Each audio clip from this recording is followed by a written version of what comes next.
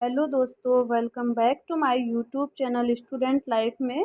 तो आज का तारीख है 1 अक्टूबर और आज हम 1 अक्टूबर के महत्वपूर्ण करंट अफेयर्स का रिवीजन करने वाले हैं। तो चलिए वीडियो की शुरुआत करते हैं। तो आज का हमारा पहला प्रश्न है कि हाल ही में नासा ने सुनीता विलियम्स को धरती पर वापस लाने के लिए किसके सहयोग से क्रू 9 मिशन लॉन्च किया है। तो यह स्पेस एक्स के सहयोग से लॉन्च किया है। तो स्पेस एक्स और नासा दोनों ने मिलकर क्रू 9 मिशन को लॉन्च किया है, जिसके द्वारा जो हमारी सुनीता विलियम्स जी हैं जो कि अंतरिक्ष में हैं इस टाइम पे, यह फरवरी 2025 में वापस आने वाले हैं। कब आएंगे? फरवरी 2025 में। अब यह मिशन कहाँ से लॉन्च किया गया है? तो यह फ्लोरिडा यूएसए से लॉन्च किया गया है, जिसके द्वारा सुनीता विलियम्स और उनके साथी जो थे जिनका नाम है विलमोर वापस आएंगे, जो कि फरवरी 2025 में वापस आएंगे। यहाँ पे पोलरिस ड्रोन मिशन का संबंध किससे है? तो स्पेस वॉक से संबंधित है और इसे लॉन्च किया है स्पेस एक्स ने। यह एक प्राइवेट मिशन है। यहाँ पे 2023 में सबसे कम प्रजनन दर कहाँ हुई है? तो यह साउथ कोरिया में हुई है, आपको याद रखना है। यहाँ पे हाल ही में भारत की जन औषधि पहल में शामिल होने वाला पहला देश कौन सा है? तो यह पहला देश है मॉरिशस। यहाँ पे हाल ही में रोमन रॉलेट पुस्तक पुरस्कार 2024 किसे मिला है? तो यह पंकज कुमार को मिला है, आपको याद रखना है। यहाँ पे आगे बढ़ेंगे तो हमारा 2 नंबर का प्रश्न है कि हाल ही में चर्चा में रहे मल्टी ओमिक्स डेटा पोर्टल का संबंध किससे है? तो यह कैंसर से संबंधित है और यह भारत का पहला व्यापक कैंसर पोर्टल है, जिसमें क्या होगा कि कैंसर जैसे जितने भी प्रकार के कैंसर होते हैं, उसका जो डाटा कि भारत में कितने लोगों को कैंसर हुआ और उसमें से कितने लोगों का इलाज हुआ आदि सभी चीज़ का डेटा जो है वह इस पोर्टल पर अपलोड किया जाएगा, जिससे भारत में सभी व्यक्तियों को यह पता लग सके कि भारत में ऐसी कितनी घटनाएं घटित हो रही हैं। कैंसर से संबंधित जो भी चीज़ें हैं इस पोर्टल पर डाला जाएगा। और इसे जो है यहाँ पे फीरा को लॉन्च किया था फसाई ने, आपको याद रखना है। यहाँ पे कैंसर का अध्ययन उसे ओंकोलॉजी कहा जाता है और CAR-T सेल थेरेपी का संबंध किससे है? तो यह कैंसर उपचार से संबंधित है, जिसे अभी हाल ही में पुणे में जो है बनाया गया था, जिसका उद्घाटन अपने राष्ट्रपति द्रौपदी मुर्मू जी ने किया था। यहाँ पे ल्यूकेमिया का संबंध किससे है? तो यह ब्लड कैंसर से है। और कैंसर उपचार में किसका प्रयोग होता है? तो कोबाल्ट 60 का प्रयोग कैंसर उपचार के लिए किया जाता है। यहाँ पे समुद्र लक्ष्मण अभ्यास किनके मध्य होता है? तो यह अभ्यास भारत और मलेशिया के मध्य किया जाता है और 2024 में इसका आयोजन भारत में जो है विशाखापत्तनम में किया गया था। यहाँ पे हम आगे बढ़ेंगे तो हमारा 3 नंबर का प्रश्न है कि हाल ही में PM मोदी ने बिडकिन औद्योगिक क्षेत्र का उद्घाटन कहाँ किया है? तो यह महाराष्ट्र में किया है उद्घाटन। यहाँ पे देखेंगे कि मेक इन इंडिया पहल कब से शुरू हुआ था? तो यह 25 सितंबर को शुरू हुआ था। यहाँ पे सिल्वर फिलिग्री को GI टैग कहाँ मिला है? तो यह उड़ीसा राज्य का है और इसे अभी हाल ही में GI टैग दिया गया है। और गर्भपात को संवैधानिक अधिकार बनाने वाला विश्व का पहला देश कौन सा है? तो वह फ्रांस है। यहाँ पे आगे बढ़ेंगे, हमारा 4 नंबर का प्रश्न रहेगा कि हाल ही में पूर्व अग्निवीरों के लिए 15% आरक्षण की घोषणा करने वाली पहली बड़ी कंपनी कौन सी है? तो उसका नाम है ब्रह्मोस एरोस्पेस कंपनी। यहाँ पे जो अग्निवीर हैं जो कि 4 साल के लिए जाएंगे, आपको पता होगा, तो वहाँ से जब रिटायर्ड हो जाएंगे तो उनके लिए 15% सीटें जो है वह आरक्षित की जाएंगी ब्रह्मोस एरोस्पेस कंपनी में। यहाँ पे हम आगे बढ़ेंगे, देखेंगे कि हाल ही में US गोल्फ एसोसिएशन ने किसे बॉब जोन्स पुरस्कार दिया है? तो यह टाइगर वुड्स जो को दिया गया है। यहाँ पे हाल ही में PM मोदी ने 5,000 करोड़ रुपए के समग्र कृषि विकास कार्यक्रम कहाँ लॉन्च किया है? तो यह जम्मू कश्मीर में लॉन्च किया है। यहाँ पे 5 नंबर का प्रश्न है कि हाल ही में दादा साहब फाल्के पुरस्कार के लिए किसे चुना गया है? तो यह मिथुन चक्रवर्ती जी को चुना गया है।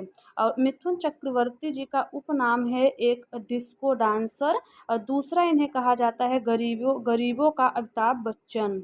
यहाँ पे पहली बार यह पुरस्कार 1969 में देविका रानी जी को दिया गया था। और यहाँ पे जो दादा साहब फाल्के पुरस्कार किसके सम्मान में दिया जाता है? तो यहाँ पे बॉलीवुड के जनक कहे जाने वाले जो दादा साहब थे, उनके सम्मान में यह पुरस्कार दिया जाता है, क्योंकि दादा साहब ने सन 1913 ईस्वी में पहली मूक फिल्म बनाई थी जिनका नाम था हरिश्चंद्र, आपको पता होगा। तो हरिश्चंद्र फिल्म बनाए थे, तो इसके लिए जो है इन्हें माना जाता है और इन्हीं के सम्मान में यह पुरस्कार प्रतिवर्ष दिया जाता है। तो इस वर्ष इन्हें मिथुन चक्रवर्ती जी को यह पुरस्कार मिला है। यहाँ पे हाल ही में राष्ट्रीय युवा संसद महोत्सव 2024 का में प्रथम स्थान किसे मिला है? तो यह यतिन भास्कर जी को मिला है। यहाँ पे आगे बढ़ेंगे, देखेंगे कि हाल ही में नाटो में शामिल 32 नंबर का देश कौन है? तो वह स्वीडन है। और 31 नंबर का देश बना था फिनलैंड, आपको याद रखना है। यहाँ पे हमारा 6 नंबर का प्रश्न है कि हाल ही में उदयनिधि स्टालिन किस राज्य के उप मुख्यमंत्री नियुक्त हुए हैं? यह तमिलनाडु के उप मुख्यमंत्री नियुक्त हुए हैं। और हमारा संविधान हमारा सम्मान अभियान कहाँ शुरू हुआ है? तो यह सबसे पहले बीकानेर राजस्थान में इसका पहला संस्करण शुरू हुआ था, और इसके दूसरे संस्करण की शुरुआत यूपी के प्रयागराज में हुआ है। यहाँ पे हाल ही में आर्किटेक्चर नोबेल प्रित्जर पुरस्कार 2024 के लिए कौन चुने गए हैं? तो यह है रिकेन यामामोटा, इन्हें चुना गया है। यहाँ पे 7 नंबर का हमारा प्रश्न होगा कि हाल ही में अंतर्राष्ट्रीय अनुवाद दिवस 2024 कब मनाया गया है? तो यह 30 सितंबर को मनाया गया है। और यह कि जो है किनके पुण्य तिथि पे मनाया जाता है? तो सेंट जोरेस जो है इनके पुण्य तिथि पे यह मनाया जाता है। और सेला सुरंग और सियोम पुल कहाँ स्थित है? तो यह अरुणाचल प्रदेश में स्थित है। आपको याद रखना है, यह महत्वपूर्ण सवाल है। और यहाँ पे 8 नंबर का प्रश्न होगा कि हाल ही में वर्ष 2024 के शस्त्र रामानुजन पुरस्कार के लिए किसे चुना गया है? तो यह अलेक्जेंडर डन को चुना गया है। और 22 दिसंबर को इनका जन्मदिवस होता है, और इसी दिन राष्ट्रीय गणित दिवस के रूप में मनाया जाता है 22 दिसंबर को। यहाँ पे खोई हुई नोटबुक, यह इनकी एक प्रसिद्ध पुस्तक है, आपको याद रखना है अलेक्जेंडर डन की। तो इनकी पुस्तक है खोई हुई नोटबुक। यहाँ पे 96 ऑस्कर पुरस्कार में सर्वश्रेष्ठ फिल्म का पुरस्कार किसे मिला है? तो यह ओपेनहाइमर फिल्म को दिया गया है। और यावडे घोषणा पत्र का संबंध किससे है? तो यह मलेरिया से संबंधित है, आपको इसे याद रखना है। यहाँ पे हमारा 9 नंबर का प्रश्न होगा कि हाल ही में भारत ने पहले एशिया पैसिफिक पेंडल कप में कौन सा पदक जीता है? तो यह कांस्य पदक जीता है, और भारत ने यह पदक पहली बार जीता है, और यह मलेशिया को हराकर यह पदक भारत ने अपने नाम किया है।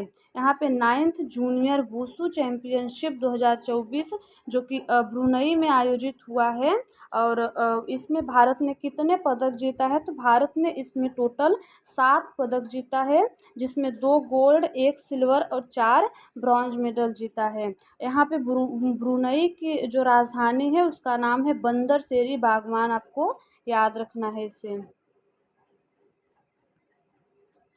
यहाँ पे भारत के नाम जो 2 गोल्ड आया है उसमें पहला गोल्ड आर्यन ने जीता है और दूसरा गोल्ड शौर्य ने जीता है। नायब सिंह सैनी कहाँ के सीएम है? तो यह हरियाणा के वर्तमान सीएम हैं। और यहाँ पे शेरनी पोर्टल किसने शुरू किया है? तो यह यूजीसी ने शुरू किया है। 10 नंबर का हमारा प्रश्न है कि हाल ही में दर्शनी शैक्षणिक भ्रमण कार्यक्रम किसने प्रारंभ किया है? तो यह तेलंगाना राज्य ने प्रारंभ किया है, और इसके अंतर्गत जो विद्यालय में छात्र होते हैं उनको जो है अलग अलग स्थानों पर भ्रमण के लिए लेके जाया जाएगा, जिसमें वह जो है स्कूली दुनिया से बाहर की दुनिया की चीज़ों को अच्छे से सीख सकेंगे।